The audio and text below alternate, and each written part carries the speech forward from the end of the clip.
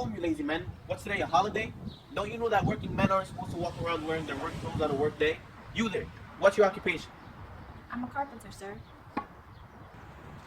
Well, compared to a fine workman, you might just call me a mere cobbler. But what's your occupation? Answer me straightforward. See, It is a trade, sir, that I practice with a clear conscience. I am a member of Lord Souls. what trade, boy? You insolent rascal. What trade? Sir, please don't be angry, but if your soul's worn out, I can mend you. What do you mean by that? Cobbler, sir. Thou art a cobbler, art thou? Sir, I make my living music and all. I stick to my work. I don't meddle in politics or chase women. I'm a surgeon to old shoes. When they are endangered, I save them. The noblest men who ever walked on leather have walked in my hand. But why aren't you in your shop today? Why are you leading these men through the streets? Because, sir, to wear out their shoes to give me more work. This day, we make this day a holiday to celebrate Caesar and rejoice in triumph. What victory does he bring home? What foreign land has he conquered and captive foreigners chained to his chariot wheels? You dumb turds, you hard hearts and cruel men of Rome. Didn't you know? Go, good countrymen. And to make up for having done wrong, gather up all the poor men like yourselves, lead them to the Tiber, and weep into the river until it overflows its banks. Well, thou art moving with the most thick-headed of them. There they go, feeling so guilty they're now tongue-tied. They don't have a thing to say. You go down towards the Capitol, and I'll go this way. Undress the statues if they're decorated in honor of Caesar. Can we do that? You know it's a fierce of lubricat. It doesn't matter. Make sure that none of the statues are decorated in tribute of Caesar. I'll walk around and force the commoners to get off the streets. You do the same. Wherever the crowds are thick, if we take away Caesar's support, he'll have to come back down to earth. Otherwise, he'll fly too high and keep the rest of us in a state of fear and obedience.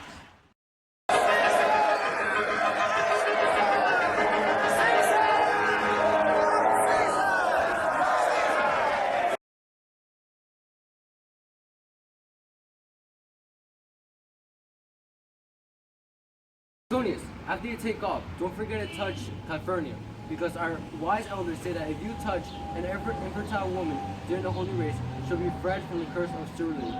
I'll remember. And don't forget to perform all of the rituals. Caesar! Who's calling me? Quiet, everyone, quiet! Who in the crowd is calling me?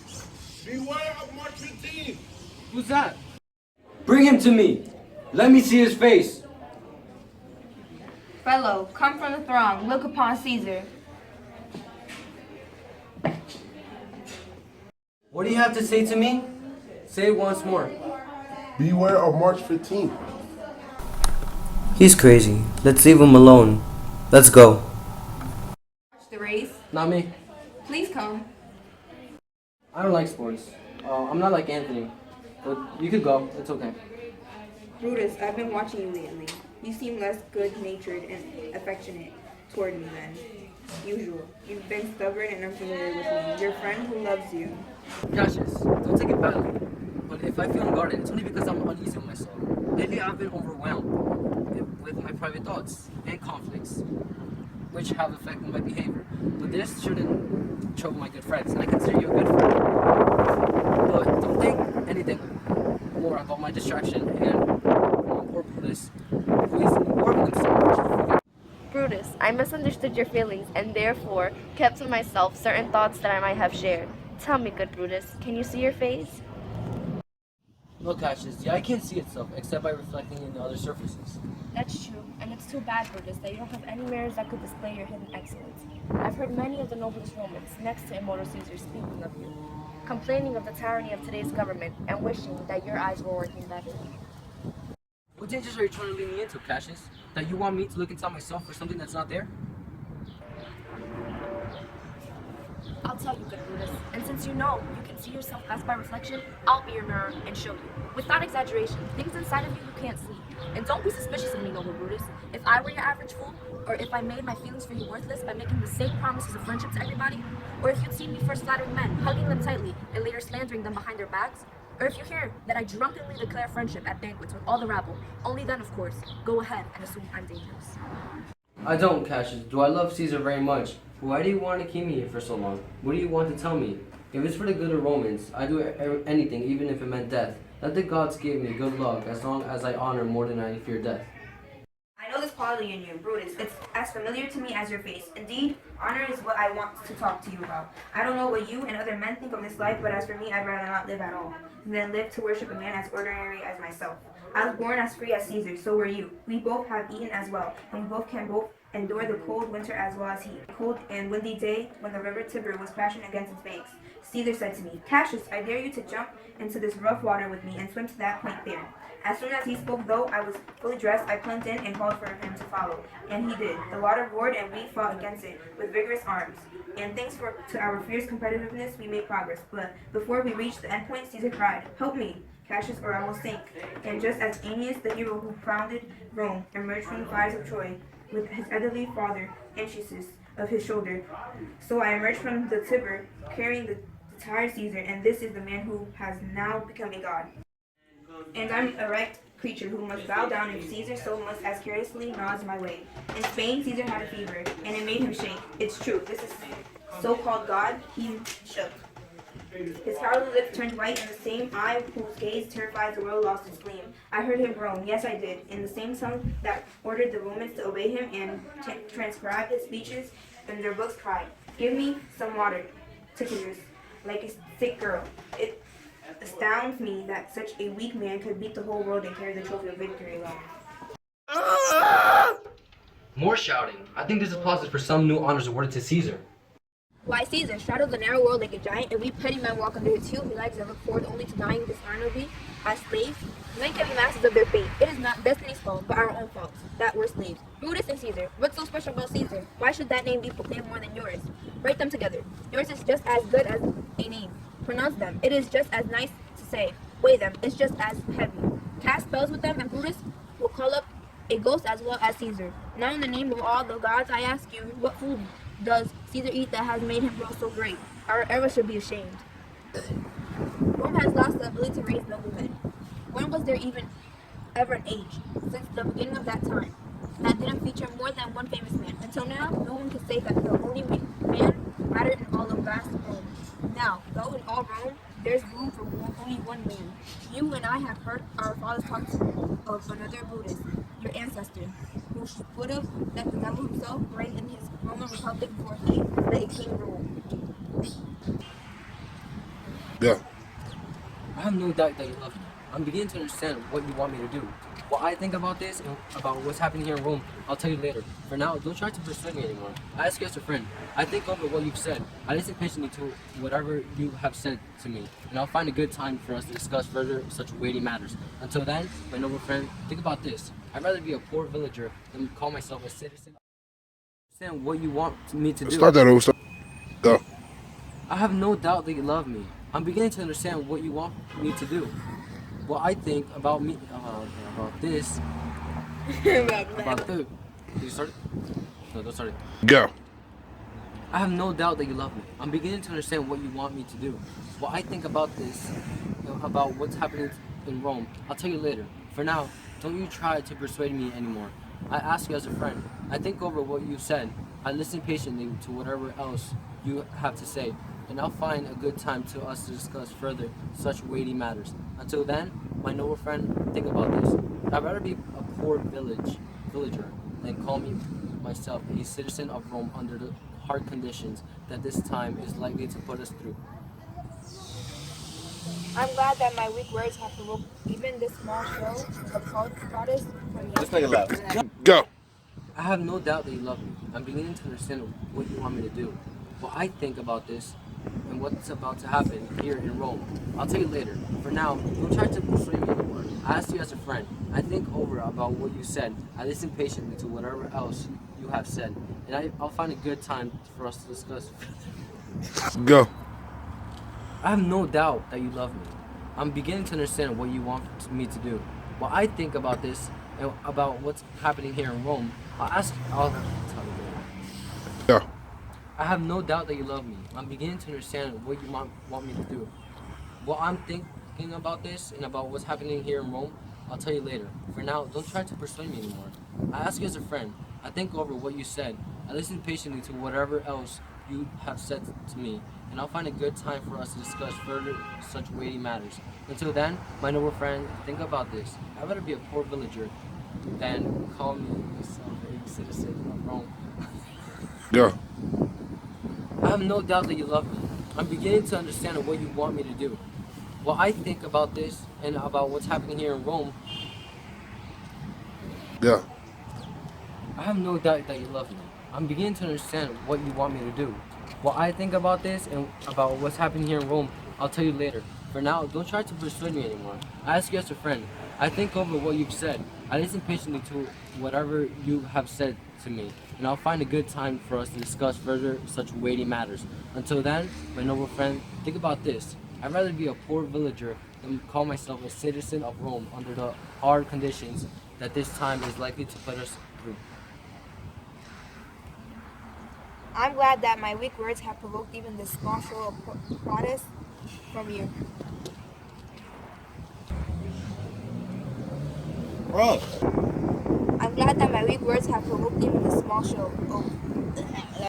As they pass by, grab Casca by the sleeve, and he'll tell you if anything happened today, in his usual sour way. Do so. But look, Cassius, Caesar looks angry and everybody else looks as they've been scolded. Calphurnius' face is pale, and Cicero's eyes are as red as fiery as they can get when senators are arguing with him at the Capitol. Casca will tell us what's the matter. Antonio! Caesar? I want the men around to be fat, healthy-looking men who will sleep at night. That Cassius over has a lean and hungry look. He thinks too much. Men like him are dangerous. Don't be afraid, Caesar. He isn't generous.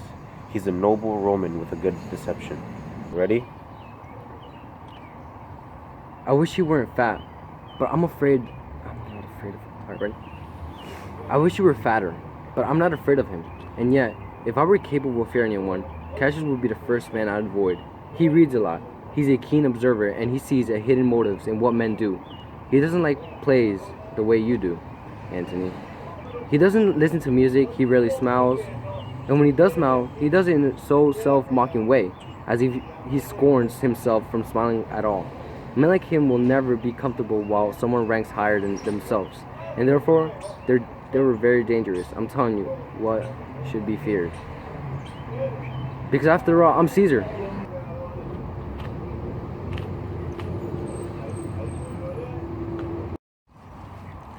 You tugged on my cloak. Do you want to speak to me?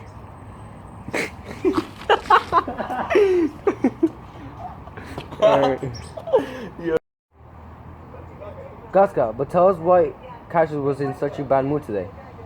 You were with him, weren't you? If I were, I wouldn't need to ask you what happened. A crown was offered to him, and he pushed it away with the back of his hand, like this. And then the people started shouting. What was the second noise for? The same thing. They shouted 3 times. What was the last cry for? For the same thing. The crown was offered 3 times. Yes, indeed it was. And he pushed it away 3 times, each time more gently than the last. Each refusal, my countrymen shouted, "Who offered him the crown?" Anthony. Tell us how it happened, noble Gaska. I can't explain it. It was all silly, and so I paid no attention. I saw Mark Anthony offer him the crown, though it wasn't really a crown, just a small circlet. And as I told you, he refused it once. Then, in my opinion, he would have liked to have it. Then Anthony offered it to him again, and he refused it again, though in my opinion, he was reluctant to take it off his hands. Then Anthony offered it to him a 3rd time, and he refused it the 3rd time. And as he refused it, the commoners hooded and clapped their chapped hands, and threw up their sweaty hats, and let loose such a great deal of stinking breath because Caesar refused the crown that it nearly choked Caesar, because he fainted and fell down. As for myself, I didn't dare to laugh, for fear of opening my lips and inhaling the stinking air. No, wait a minute. Please, did you say Caesar fainted? He fell down at the marketplace and foamed at the mouth. and was speechless. That's very likely. He has epilepsy, a disease where you fall down. No, Caesar doesn't have epilepsy. And you and I know. And Miss Tosca, we have epilepsy. We've fallen. I don't know what you mean by that, but I'm sure Caesar fell down. The rabble applauded him according to whether he pleased them or displeased them, just like they do to actors in the theater. If they didn't, I'm a liar. What did he say when he regained consciousness? Indeed, before he fell down, he realized the commoners were glad he refused the crown. He pulled open his robe and offered his throat to cut. If I'd been a common laborer and hadn't taken up on his offer, the hell with me. And so he fainted. When he regained consciousness again, he said that if he'd done or said anything wrong, he wanted them to know that it was all because of his sickness. 3 or 4 women near me cried, "Allah's good soul," and forgave him with all their hearts. But never mind them. If Caesar had stabbed their mother, they would have forgiven him. And after that, he came back here looking so serious? Yes! Did Cicero say anything? Yes! He said something in Greek. What did he say? Understood Greek, I'd be lying.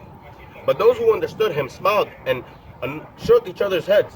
As for myself, it was Greek to me. I had more news too. Morellus and Flavius have been punished for pulling scars off statues of Caesar's head. There you go. There was even more foolishness. If I could only remember it. Will you have dinner with me tonight, Casca? No, I have a commitment. Will you dine with me tomorrow? Yes, if I'm still alive, and if you're still sane, and if your dinner is worth eating. Good. I'll expect you. Do so. Farewell to you both. What a stupid man he's become. He was so sharp when he was in school. He's still sharp when it comes to carrying out old and noble enterprise, though he puts a show of stupidity. You're right, that's how it is. I'll leave you for it.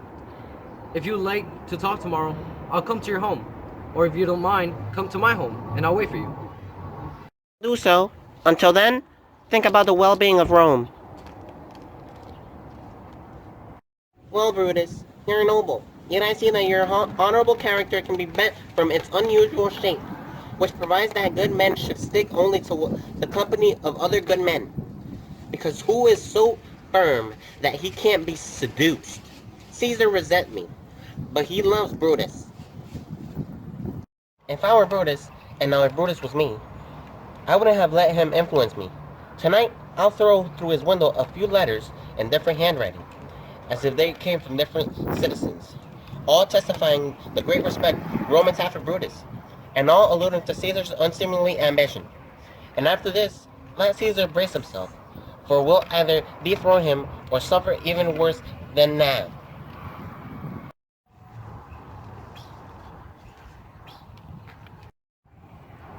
Aren't you disturbed when the earth itself is shaking and swaying as if there were a flimsy thing? Cicero, I've seen storms in which angry winds spill oil oaks, trees, and I've seen the ocean swell, rage, and foam as if it wanted to reach the storm clouds. But never before tonight, never until now, when I have experienced the storm that drops fire, as if there are wars in heavens, or else the world is too insolent towards the gods, provokes them to send destruction. What? Have you seen something so strange that's clearly an omen from the gods? And there were 100 spooked women huddled together in fear who swore they saw men and fire walked up and down the streets. Fuck that, start again. They're just looking at us. And if they were 100 spooked women huddled together in fear who swore they saw men on fire walk up and down the streets. And yesterday, the night owl sat hooting, shrieking in the marketplace at noon. When all these extraordinary things happen at once, we should say these happenings can be explained rationally. They're natural enough. I think these things are omens of things to come in our country. It's a strange time, but men tend to interpret things however suits them and totally miss the actual meaning of things themselves. Is Caesar visiting the capital tomorrow? It is, because he told Antonius to tell you he'd be there tomorrow. Who's there? A Roman. It's Casca. I know your voice. Your ear is good, Cassius. What a night this is. It's a very pleasing night, to be honest. Whoever saw the heavens threatened like this? Those who have known how bad things are here on earth, I have walked around the streets, exposing myself to the perilous night, unbuttoned like this. As you see, Casca bearing my chest to the thunderbolt. When the fourth blue lightning seemed to be broken up by the sky, I put myself right where I thought it would hit. Look at that. But why would you tempt the heavens like that? Mankind's role is to fear and tremble when the almighty gods send warnings. You're acting stupid, Casca, and you lack the quick wits that a Roman should have. Or else, you don't use them. You go pale. You stare and you act in awe of the strange disturbance in the heavens. But if you thought about the real reason for all these fires, all these gliding ghosts, for why birds and animals abandon their nature behavior, why all men, fools and children make predictions, why all sorts of things have departed from the unusual court of their natural and becoming monstrosities, you'd understand that have had them act this way so that they could... Fuck. What the? Get the... A man no mightier than you or I in ability, yet growing as huge and frightening as tonight's strange happenings. Talking about Caesar, right, Cassius?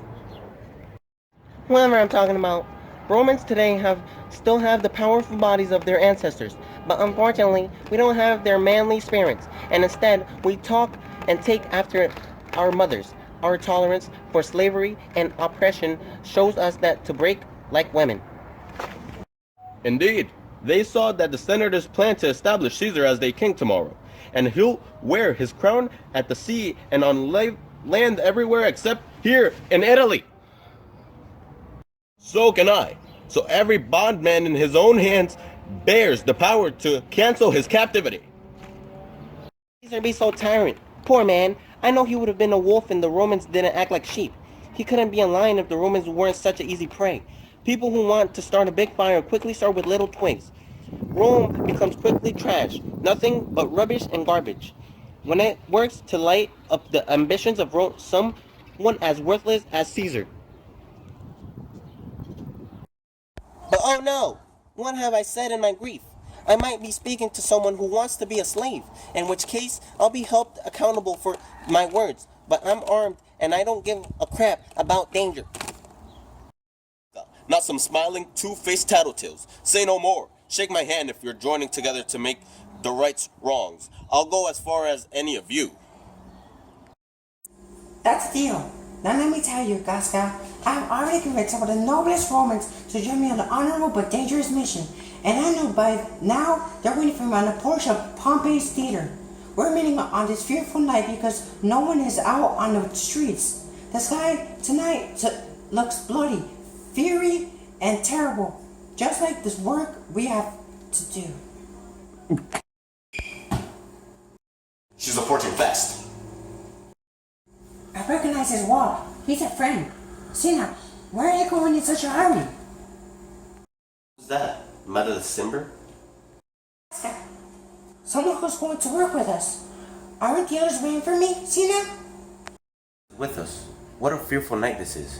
2 or 3 of us have seen strange things. Are the others waiting? Tell me. Oh, Cassius, if you could only convince Brutus to join. Don't worry. Take this paper and make sure to lay it on the judge's chair where Brutus sits, so he'll find it. And throw this one on his window, and attach this one to the wax on the statue of Brutus' ancestor, old Brutus. When you're finished, return to the porch of Pompey's theater, where you'll find us. Are Decius, Brutus, and Trebonius there? that metal is simmered, and he's gone to look for you at your house. Well, I'll hurry up and put these papers where you told me to. Go back to Bombay's theater. Come on, Casca. You and I will go to see Brutus at his house before sunrise. He's 3 corners on his side already. And we'll win him over entirely at this meeting.